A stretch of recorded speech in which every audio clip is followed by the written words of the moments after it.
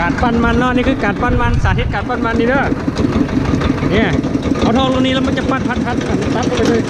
ถ้ามันค้างนี่สิมันค้างในการทางเราต้องระวังมือนะอย่ามือป้อน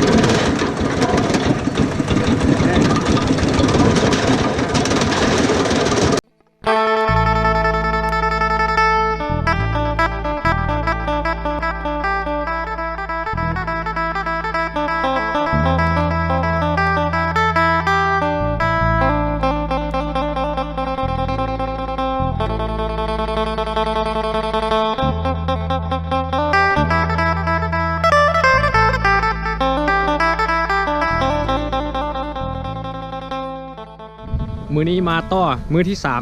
3เดี๋ยวมือนี้เฮ็ดเบิดมือเนาะแล้วมืออื่นก็สิได้พากันพักผ่อนเข้าดาวมืออื่นกินเบียร์พี่น้องเอ้ยโอ้เบิ่งหนองปลากับน้ำแห้งมาละลงไปทางนี้ปลาโอ้ปลาไหลปลาสวายปลามีฮอดปลาขาวปลานิลสินะแต่ว่ามันลงลึกไปละอันนี้น้องปลาเนาะแถวน้องถ้าว่ามีเวลาถ้าว่าได้มายามอีกครั้งไม่ถ้าว่าน้ำมันแห้งลงอีกกว่านี้จะได้มีการดูดหนองนี่โอ้ม่วนเลยได้เนี่ยบันเทิงเลยดูดหนองนี่อันนี้ลานมันที่ว่าเขาปั้นมือก้อนโอ้พี่น้องเอ้ยมันแล้วนี่ลานมันของท่านแม่นะ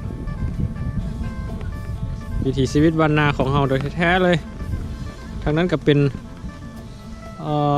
ภูสายภูอยู่บ้านในหิน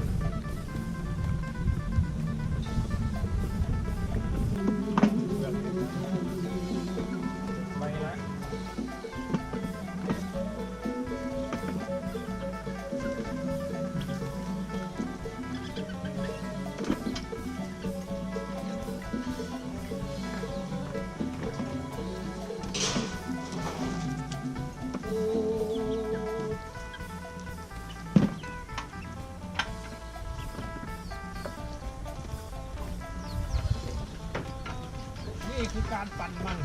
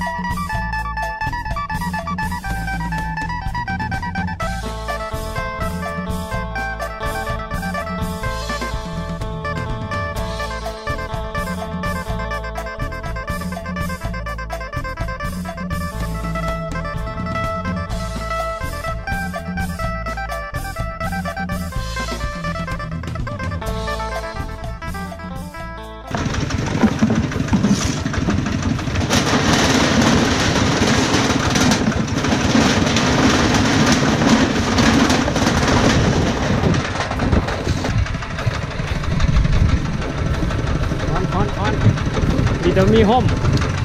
ว่าจะเก็บนี่ข้างหลายดูเดือดมือนี้เด้เบิ่งบรรยากาศการเก็บของแต่ละคนดูเดือดเลย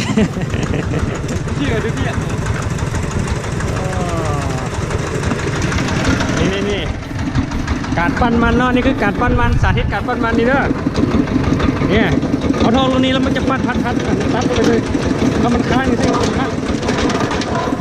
ในการทางเราต้องระวังมือนะอย่ามือป้อน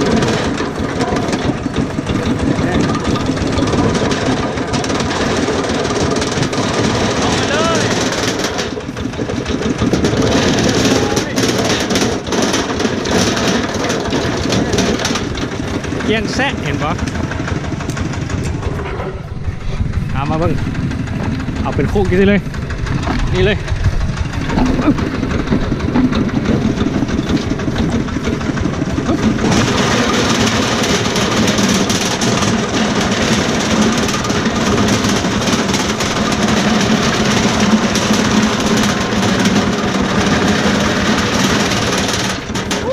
เรียบร้อยสำเร็จพี่น้องเอ้ยสำเร็จแล้วเย้